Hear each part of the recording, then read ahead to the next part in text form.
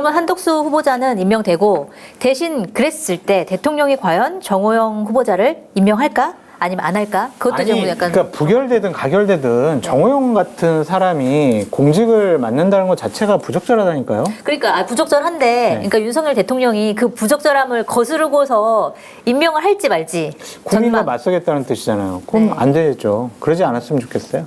저 안할 외통수에 것이다? 걸려들었다라고 생각해요. 그러니까 윤석열 대통령 입장에서 정호영을 잘라도 그러니까 뭐 합치를 해서 가기로 시켜줬잖아요. 그래? 그럼 이제 내가 자르지 뭐. 굉장히 쪼잔한 사람이 되는 거예요. 아니 이게 협상 카드입니까? 내가 지금 이 말도 안 되는 정호영이라는 사람을 지가 옆에 끼고 있는 걸 협상 카드로 생각하는 자체가 완전히 정신이 없는 거죠. 네.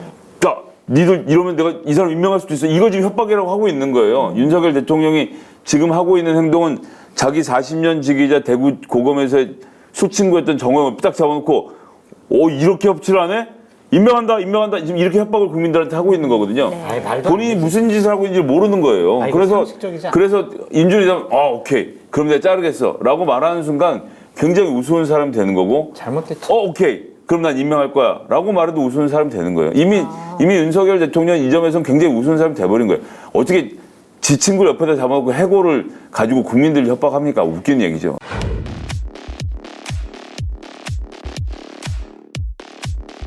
정호영 후보자는 보니까 약간 임명하기에는 쉽지 않은 분위기로 가는 것 같고 다만 윤재순 비서관 같은 경우에는 굉장히 확고하게 그냥 간다라는 메시지를 내고 있는 것 같은데 이분도 진짜 좀 심각한 거 아니에요? 이번에 국회 출석했을 때 얘기하는 거 들어보니까 되게 충격적이더라고요. 저는 그분이 네. 정상적인 일반적인 상식적인 생각과 판단을 하는 분이라고 생각이 안 들어요. 그 해명한 것도 보세요. 케이크 옷에 묻었거든요. 화가 나잖아요. 그래서 뽀뽀해달라고 그랬어요. 그러니까 저 그 논리가 이게 진짜 맞나? 이해가 안 가더라고요. 근데 그걸 되게 정색하면서 얘기를 하더라고요. 난 이 자식이 직장에서 그렇게 됐으면 자식이 해결해야 되는 일이지만 못 참고 가서 때려 엎을 것 같아요. 때려 엎어야지. 그래서 그 분을 풀기 위해서 네. 그 여직원 중에 하나가 그 당시 희생당한 거 아닙니까? 네. 생각하면 피가 거꾸로 솟는 일이에요. 아니, 그러니까 이게 우리가 같은 진영에 있고 내가 윤석열을 찍긴 했지만 그 윤석열 대통령이 하는 일이 모든 게 잘 하는 일이다? 잘 됐다? 옳은 판단이다? 그렇게 얘기할 수는 없어요. 잘못된 건 잘못됐다고 얘기를 해야 된다라는 생각이 드는데 아무리 신임을 하고 뭐 인사청문이라든지 검증을 벗어난 청와대 죄송합니다. 대통령 집무실의 참모라고 하더라도 공인이잖아요. 공직을 담당하는 사람이잖아요. 국민적 눈높이에 맞지 않은 사람을 어떻게 참모로 둡니까? 말이 됩니까? 전 그럴 수밖에 없다고 보는 게 이 사람이 밖에 대검에 있을 때 대검 운영 지원 과장을 시키느라 부의사관으로 승진을 시켜준 거죠. 그래서 만들어 놨는데 3급을 시켜준 거잖아요. 근데 결국 문재인 정부에서 못 밝혔지만 대검의 특수활동비 173억. 네. 그거 운영지원과장이 아마 뭐 이런 계통 안에서 제가 좀 정확히 거기 직제를 모르기 때문에 근데 대통령실도 특수활동비가 있습니다. 그래서 문재인 정부 같은 경우에는 아예 이 선거를 치렀던 세력이 전혀 모르는 기재부에 있는 사람을 이 정도 비서관을 데리고 와서 네. 5년 동안 거기다 앉혀놓고 대통령께서 활동비 관리는 당신이 하라 라고 하고 모든 전권을 줘서 네. 청와대 직원들이 정말 답답할 때까지 규정대로 지급을 해왔기 때문에 5년 동안 문제 안 생긴 거거든요. 네. 그럼 근데 이번에 문제가 생길 수도 있나요? 마켓하니에서는 전 제품 배송비 0원입니다. 반드시 로그인해야 받을 수가 있으니까요. 참고 바라고요. 검색창에 마켓하니 치고 들어오셔서 합리적 가격에 품질 좋은 상품들을 구경해 보시기 바랍니다. 그럼 근데- 이번에 문제가 생길 수도 있나요? 아니 그러니까 윤재순 씨가 대검에서 도대체 뭘 했길래 네. 이렇게 신임하고서는 끝까지 그래서- 하시려고 하나. 또 다시 2등급을 승진을 시켜서 1급을 만들어서 네. 그러니까 아무리 그래도 공직사회도 서열과 기강이라는 게 있는 건데 1급 했던 사람을 데리고 와서 비서관 시켜야 하는데 3급 하던 사람들 갑자기 또 뛰어와서 또 똑같은 일을 시킨다? 네. 저는 그래서 이것도 마찬가지로 사실은 그러면 안 되는데 해봐? 야, 이거 해봐. 예. 뭐 5년 계속 하세요. 사실 그런 마음이에요. 네. 마음대로 일단 하시고 한번 해보세요. 그리고 뭐 여기서 약간 하나 더 지적하지 않을 수 없는 것은 윤석열 대통령의 리걸 마인드, 법적인 생각입니다. 네. 그래서 그 불법이야? 아니잖아. 그러니까. 그런데 뭐 그게 불법 징계 받았어? 합법으로만 이루어지는 건 아니잖아. 아닌데. 그건 징계가 아니고 경고라고, 기관장 네. 경고. 내용이 말입니다. 내용 말고 법적으로 어떻게 했어? 처벌 받았어? 아니죠. 징계 근데 뭐 받잖아 1개월이니까. 경고라니까 경고. 징계 경고. 1개월? 기관장 경고는 징계가 아니라는 거예요. 지금 청와대 때 대통령실 설명이 그래요. 이상한 그리고 시는 시는 밖에서 쓴 건데 뭐 그럼 어쩌라고. 근데 그 시도 너무 싫어요, 진짜. 그게 뭐예요, 난 그걸 시집을 냈다는 난 시집을 낼 생각을 했다는 게 더 다이어리를 압수수색해서 나왔으면 이해를 해주려고 했는데 네. 제가 출판해서 어딘가 읽었을 거 아니에요. 정신세계가 이상하다니까. 정상이 아니야 그 사람은. 그걸 대통령 못 보고 있다는 얘기잖아요. 이게 또 지워진 구절도 있더만요, 보니까 시에서. 뭐 요새는 뭐 여성 칸이 뭐 생겨가지고 뭐 그런 자유마저 사내들의 자유마저 박탈한다고 뭐 이런 내용까지 어디 다른 시에 또 기사에서 나오죠. 제정신이 썼던데 아무튼 아니 비서관이라는 자리는 네. 참모이기도 하지만 이분이 정무적인 자리예요. 비서관은 그쵸?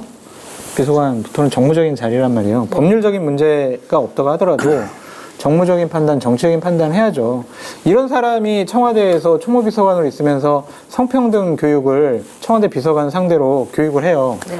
청와대 비서관, 청와대에 있는, 죄송합니다. 대통령 집무실에 있는 행정관들, 이런 사람들이, 야, 별꼴이 다 있네.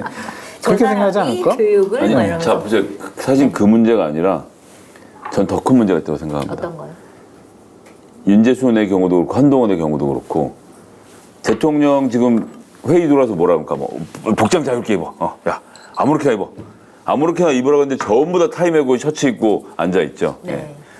자유롭게 회의를 해야 돼. 말을 하는데 그 수많은 난관을 뚫고 들어온 한동훈이라는 장관이 있습니다. 회의 시작은 모두 발언은 윤 대통령이 하겠지만 중간에 이렇게 하다가 한동훈 장관이 그럼 뭐 이건 이렇게 해서 ABC를 정리하시죠. 말하면 이해 있습니다. 할 수 있을 것 같아요 지금 저 분위기에서. 그러게 불가능하죠. 네. 그러면 대통령실 내부 회의는 어떻게 되냐?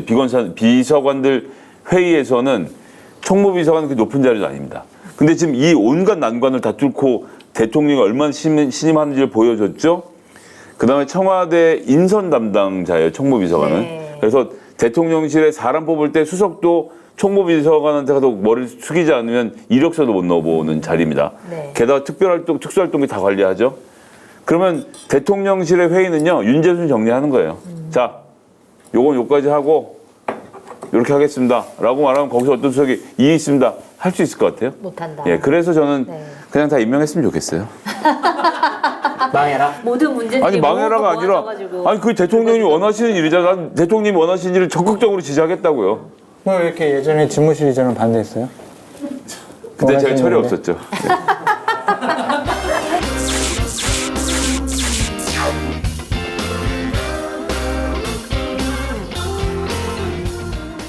당신은 어떤 세상을 보고 있나요? 특종, 속보, 이슈. 당신이 보는 세상의 가려진 이면에는 우리가 꼭 봐야 할 세상의 이야기가 있습니다. 한결에는 그 이야기를 조금 다른 방법으로 전해보기로 했습니다. 세상의 이면 캠페인. 많은 곳에서 흔히 사용되는 이면지. 이곳에 찍는 이면지 활용 스탬프에 우리가 알아야 할 세상의 이면을 더했습니다. 기후위기, 멸종위기 동물, 아동인권, 한겨레가 전하고자 하는 이야기들. 이면지를 활용하는 시점에서 우리가 봐야 할 세상의 이면이 있음을 이야기합니다. QR코드를 찍으면 그동안 한겨레가 전해왔던 가치가 담긴 이야기들을 읽어볼 수 있도록 했죠. 그리고 이면지 활용 스탬프가 필요한 사무실 등에 비치하여 보다 많은 곳에서 세상의 이면을 접할 수 있게 했습니다. 진실, 정의, 소수. 세상에 필요한 이야기들이 계속 전해질 수 있도록 한겨레 서포터즈 버스로 함께해주세요. 당신은 어떤 세상을 보고 있나요? 뭐라고요? 아니 요즘에 마켓타니에서 이용 안 하는 분도 있어요? 쇼핑몰계 차세대 리더 마켓타니 정치권의 정보통 저 장성철이 자부하겠습니다. 정말 강력하게 추천드립니다. 왜 추천을 하느냐? 덕분에 제 출연료가 인상됐기 때문입니다. 굉장히 만족스럽습니다. 믿고 사드셔도 될 것 같다. 전 그런 확신이 들었습니다. 한결의 자랑, 한결의 야심찬 프로젝트, 한결의 TV를 후원하는 가장 좋은 방법 마켓타니. 많이 성원해 주시고요. 주변에도 널리 알려주세요. 좀 도와주십시오.